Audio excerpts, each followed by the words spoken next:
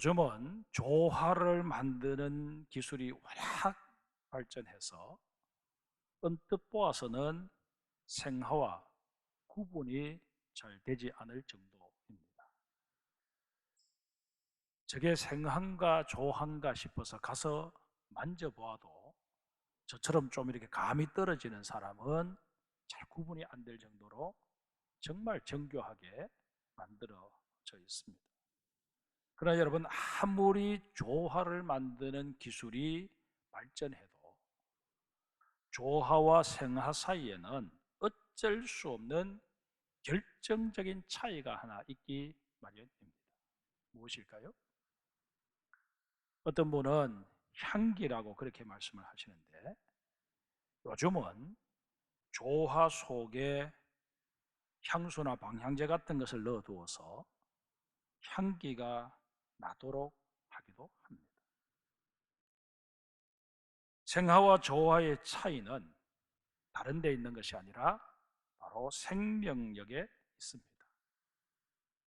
조화는 아무리 그럴듯하게 생활을 흉내내어도 생명력만은 흉내낼 수 없습니다. 이것은 조화 속에는 더 이상 아름다워질 수 있는 내면의 힘이 없음을 의미합니다.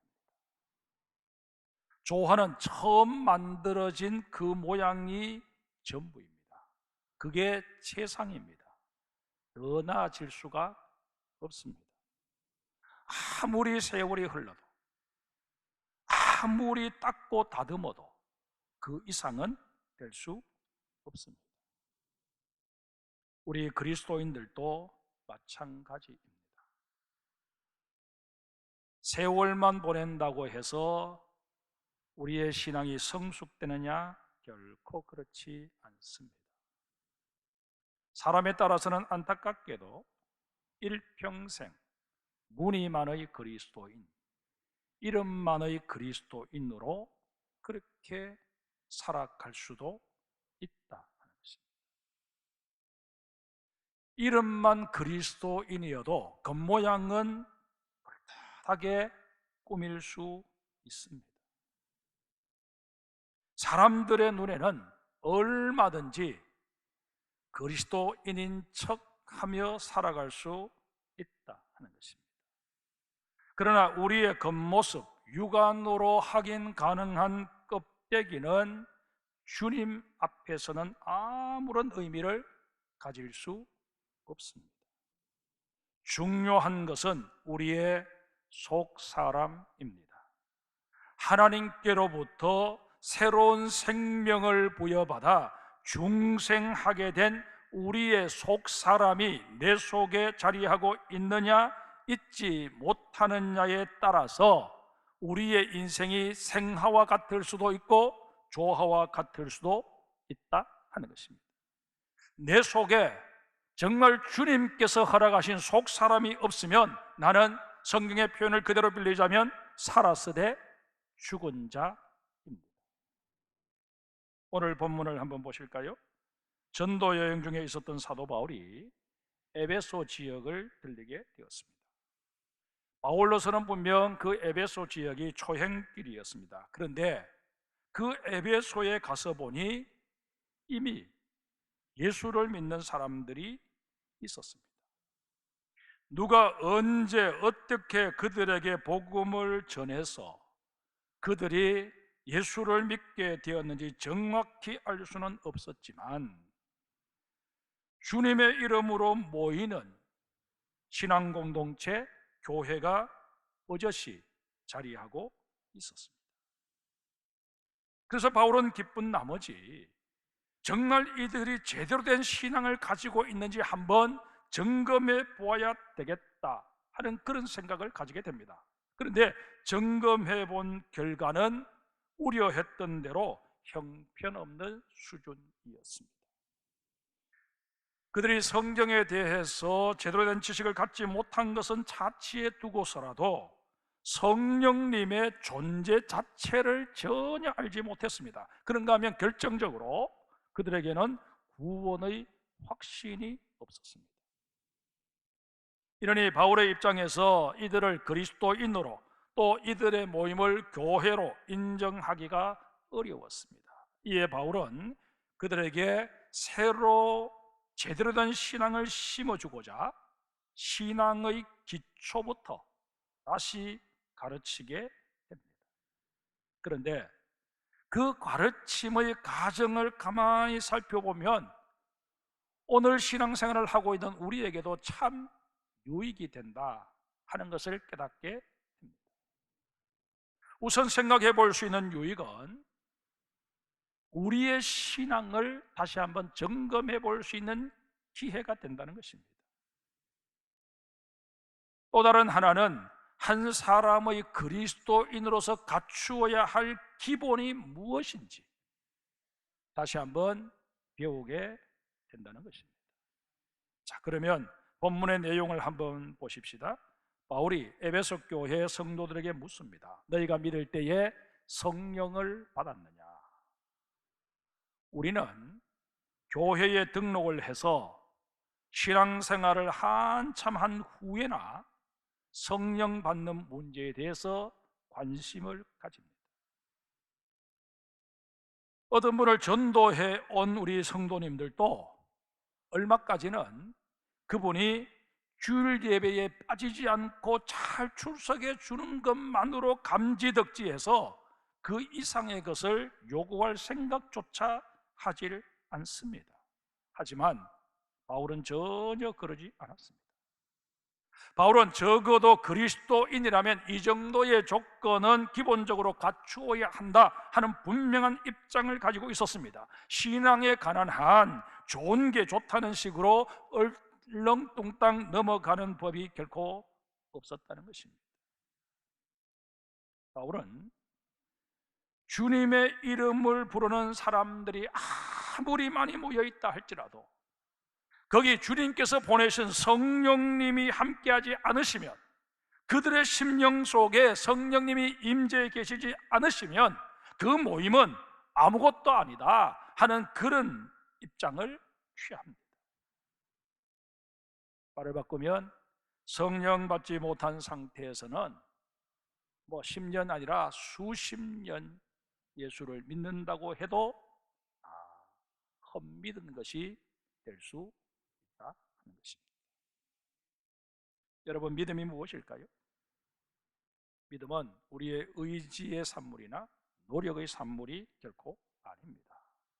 믿음은 100% 하나님의 선물입니다. 다시 말해서 성령님의 도우심이 없고서는 결코 얻을 수 없는 것이 믿음이라는 것입니다. 이렇게 볼 때 너희가 믿을 때에 성령을 받았느냐 하는 이 바울의 질문은 너희의 믿음이 진정 하나님께서 선물로 주신 것이냐라는 질문이 되기도 합니다. 나 스스로 믿음 있다고 생각해 버리고 착각하며 살아가는 것만큼 위험한 것도 없을 것입니다. 믿음이 하나님의 선물이라면 성령님을 받는다는 것은 또 무슨 의미일까요? 성령을 받는다는 것은 성령님의 사역이나 능력에 대해서 몇 가지 아는 것을 의미하지 않습니다. 성령님에 대해서 우리가 아무리 많은 지식을 가지고 있다고 할지라도 그 지식으로 인해 성령님께서 우리에게 임하시는 것은 결코 아닙니다. 또한 성령님을 받는다는 것은 감정이 고조된 상태에서 소위 말하는 입신, 엑스타시를 경험하는 것이 아닙니다. 이런 엑스타시의 경험은 성령님의 역사와 아무 상관이 없는 다른 신비 종교에서도 얼마든지 일어나는 일이기 때문입니다. 성령을 받는다는 것은 예수님께서 말씀하신 대로 하나님께서 보내주신 거룩한 영이 내 마음속에 들어오셔서 나의 몸과 마음을 온전히 주관해 가시는 인격적인 사건을 의미합니다. 따라서 성령 받은 자는 자연스럽게 그 삶이 변하게 되어 있습니다. 생각이 바뀌고 언어가 바뀌고 가치관이 바뀌고 삶의 우선순위가 바뀌게 되어 있다는 것입니다. 그야말로 이제는 내가 사는 것이 아니라 주님께서 내 안에 사신다 고백했던 그 사도 바울의 고백에 아멘하며 실제로 자신도 그렇게 살아가게 된다 하는 것입니다. 이해를 돕기 위해 우리의 신앙생활과 연관해서 성령님께서 하시는 일이 무엇인지 핵심적인 것 몇 가지만 나열해 보겠습니다. 우선 성령님의 역사가 아니시면 그 누구도 예수님을 구주로 고백할 수 없습니다. 여러분과 저의 마음속에 예수님은 나의 구세주다, 그분이 십자가에 달려 돌아가심으로 말미암아 내 죄가 사함을 입었고 내가 그 십자가를 바라보면 나는 구원을 얻을 수 있다 하는 이 사실이 확실히 믿어지면 그것은 여러분의 의지의 산물이나 지식의 산물이 아니라 성령님께서 주신 감동인 줄 믿습니다. 또한 우리가 거듭나게 되는 것도 성령님의 역사입니다. 성령님은 우리가 하나님의 자녀인 것을 증거하십니다. 성령님은 또한 우리의 삶 가운데 함께 하셔서 위로자가 되어 주십니다. 거기에 더하여 우리로 하여금 능히 죄와 싸워 이기게 하십니다. 그리고 우리의 일상생활 속에서 성령의 열매를 끊임없이 맺게 하십니다. 이렇게 볼 때 신앙생활 시작에서부터 마침에 이르기까지 성령님은 끝없이 관여하시는 분이십니다. 이런 까닭에 성령님 없는 그리스도인은 상상할 수 없습니다. 아니, 존재할 수 없습니다. 나는 성령님에 대해서는 알지도 못하고 거부한다. 하지만 나는 예수 믿는다. 나는 그리스도인이다. 성립될 수 없는 말입니다. 그러면 보십시다. 에베소 주에게 고인들이 너희가 믿을 때에 성령을 받았느냐 하는 이 바울의 질문에 대해 아니라 우리는 성령이 계심도 듣지 못하였노라 대답을 합니다.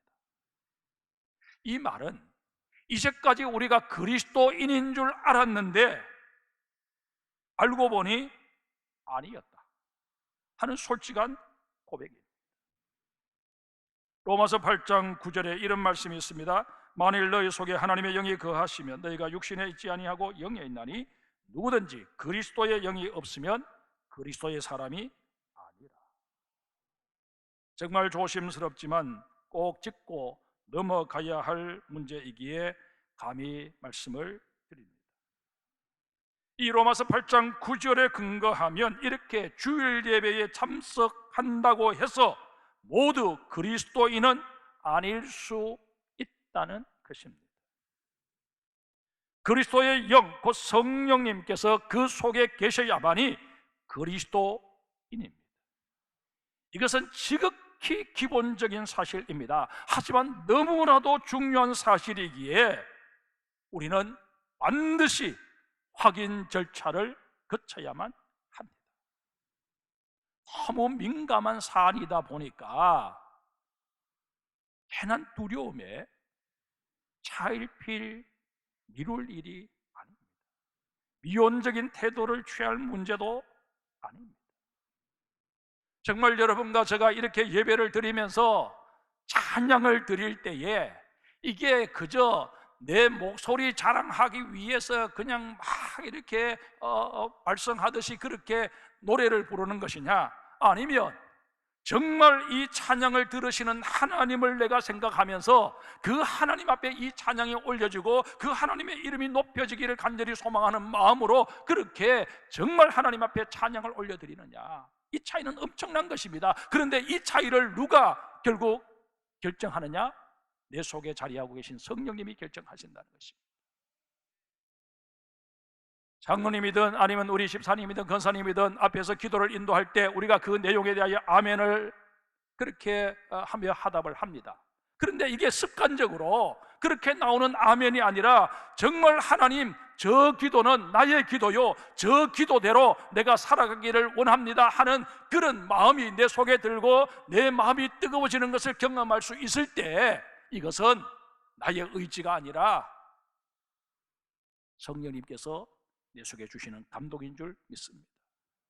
하나님의 말씀을 들을 때에 그 말씀에 대하여 더욱더 집중력이 강해지는 것을 내가 느끼며, 하나님의 말씀이 내 가슴에 부딪혀 올 때 주여 내게 주신 말씀에 대하여 내가 아멘으로 하답하며 내가 그대로 살기를 원합니다, 나를 도와주시옵소서 하는 이런 고백들이 계속 터져 나올 때, 그것은 내가 하는 것이 아니라 내 속에 자리하고 계신 성령님께서 그렇게 반응하도록 나를 감동시켜 주시는 것임을 믿으시기를 바랍니다.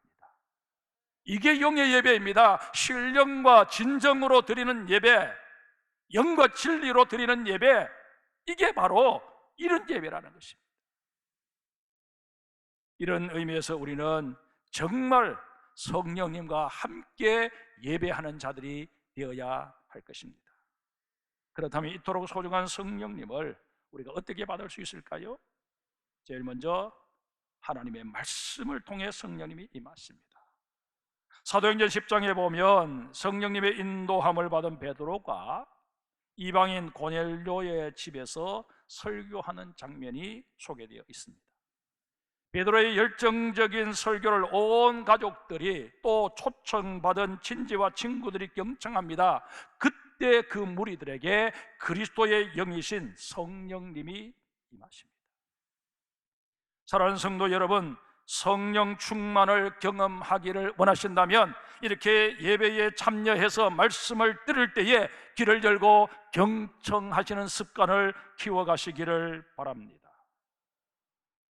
선포되어지는 말씀 한마디 한마디가 모두 나에게 주시는 하나님의 말씀이라 믿으며 이 말씀을 내 삶 속에 어떻게 적용할 것인가 고민하고 결단하는 마음으로, 또 헌신하는 마음으로 말씀을 경청할 때 하나님께서 여러분의 마음속에 놀라운 감동과 깨달음을 허락하여 주실 것입니다. 어느 순간에 내 마음이 뜨거워지는가 하면 내 눈에서 나도 모르게 눈물이 흘러내리고, 때로는 심령 깊숙한 곳에서 아멘이 터져나오는 그런 경험을 하게 될 것입니다. 이게 여러분, 말씀과 함께 임하시는 성령님의 역사입니다. 히브리서 4장 12절에 하나님의 말씀은 살아있고 활력이 있어 좌우의 날선 어떤 것보다도 예리하여 혼과 영과 관절과 골수를 찔러 쪼개기까지 하며 또 마음의 생각과 뜻을 판단한다, 그렇게 말씀하십니다. 이 말씀은 하나님의 말씀 속에 성령님이 역사하신다 하는 그런 의미입니다. 하나님의 말씀인 성경책이 여느 책과 다른 이유가 바로 여기에 있습니다. 두 번째로, 믿고 세례를 받을 때에 성령님이 임하시게 됩니다. 오늘은 교회력으로 예수님께서 세례 요한에게 세례를 받으신 사건을 기념하는 주일입니다. 그런데 예수님께서 요한에게 세례를 받으실 때 어떤 일이 일어났다고 복음서의 기자들이 증언하고 있습니까? 마태복음 3장 16절에 보면 예수님께서 세례를 받으시고 물에서 올라오실 때 하늘이 열리고 성령님이 비둘기같이 내려 임하셨다, 그렇게 전하고 있습니다. 마가복음의 기자도 누가복음의 기자도 마찬가지로 성령님이 비둘기같이 임하셨음을 증언하고 있습니다. 세례받을 때에 성령님께서 임하신 사건은 오늘 본문에서도 증언되고 있습니다. 바울이 성령에 대해서 들은 적도 본 적도 없는 에베소 교회 교인들에게 세례를 베풀자 성령님께서 그들 위에 임하시는 역사가 일어나게 됩니다. 여러분, 세례가 무엇입니까? 세례는 한마디로 하나님의 인치심입니다. 하나님께서 너는 내 것이다 하고 소유권을 확정하시고자 도장을 꽝 찍으시는 것이 바로 세례식이라는 것입니다. 여러분과 저의 인생에 하나님께서 너 내 거야, 이제 꼼짝없이 너는 내 뜻에 순종해야 돼, 그렇게 말씀하시며 의인을 찍은 사건이 세례식입니다.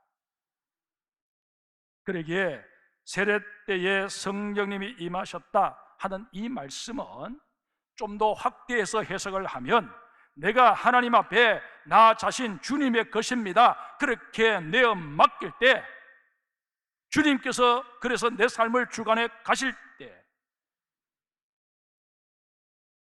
나타나게 되는 현상이라는 것입니다. 여러분, 예수님께서 요한에게 세례를 받으신 때가 언제냐 하면 공생애를 시작하실 때였습니다. 이제 하나님의 아들로서 또 구원 사역을 위해 보내심을 받은 그리스도로서 공적인 사역을 시작하시게 되는 것입니다. 이런 주님을 향해 하나님께서도 뭐라고 말씀하시느냐 하면 이는 내 사랑하는 아들이요 내 기뻐하는 자라, 그렇게 말씀하십니다. 2022년도 여러분 이런저런 사역을 맡으셨지 않습니까? 그 사역, 내가 가지고 있는 경험, 내 지식, 내 결심, 내 인간관계, 이런 것 가지고 감당해내면 된다, 그렇게 여러분 생각하지 마시고 정말 그 사역이 무엇이든 간에 그 사역 주님 앞에 내려놓고 주여 이 사역을 내가 감당하기를 원합니다. 주님 이 사역을 감당할 수 있는 능력을 내게 허락하여 주옵소서. 나는 연약한 존재입니다. 또다시 작심삼일되기 쉽습니다. 그러기에 주의 성령님이 나를 도와주셔야 되겠나이다. 여러분 나름대로 개인적으로 작정하고 주님 앞에 기도하시고 그 사명을 감당해낼 때 사명의 자리마다 하나님의 영이신 성령님이 함께하여 주실 줄 믿습니다. 세 번째로, 기도하는 자에게 성령님은 임하십니다. 사도행전을 일컬어 우리가 성령행전이라 그렇게 말합니다. 사도행전은 이름 그대로 사도들의 행적을 기록해 놓은 책입니다. 그런데 그 사도들의 행적이라고 하는 것이 성령님과 동행한 것이었기 때문에 성령행전이다 그렇게 불러도 전혀 무리가 되지를 않습니다. 사도행전 2장에 보면 예수님의 제자들이 다락방에 모여서 기도할 때 성령님이 처음 임하시게 됩니다.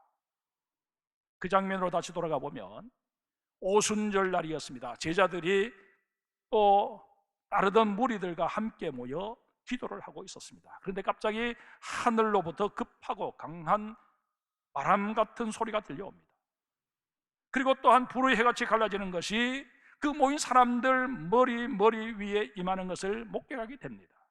주님께서 약속하신 보혜사 성령님께서 임하심으로 드디어 성령 시대가 개막된 것입니다. 이처럼 성령 시대는 기도 중에 시작되었습니다. 따라서 그 후 성령님의 역사 역시 기도하는 자에게 임하는 것이 아주 보편적인 모습이 되었습니다. 기도의 사람 조지 뮬러는 전생애를 통해 1만 번 이상 기도 응답을 받았다고 하지 않습니까? 그가 하는 그 고아들을 돌보는 일이 하나님 보시기에 너무나 아름답고 귀했기에 그가 기도하는 모든 것 가운데 성령님이 함께하여 주신 것입니다. 그러기에 사랑하는 성도 여러분, 여러분들이 성령의 사람이 되면 여러분의 부모님이 예수 믿지 않아도, 여러분의 형제자매가 예수 믿지 않아도 하나님께서는 여러분의 기도를 들으시고 그들에게 놀라운 은혜를 베풀어 주실 줄 믿습니다. 너희가 믿을 때에 성령을 받았느냐? 너무나도 중요한 이 질문에 대해 우리 모두 아멘이라고 자신 있게 말할 수 있도록 올 한 해 성령 충만을 사모하십시다. 그러기 위해서는 우리 모두 말씀 듣고 읽는 일에 더 열심을 되어야 합니다. 주님께서 원하시는 사역에 기꺼이 헌신할 수 있어야 합니다. 그리고 더 즐거운 마음으로 주님과 대화하듯 기도에 힘쓸 수 있어야 합니다.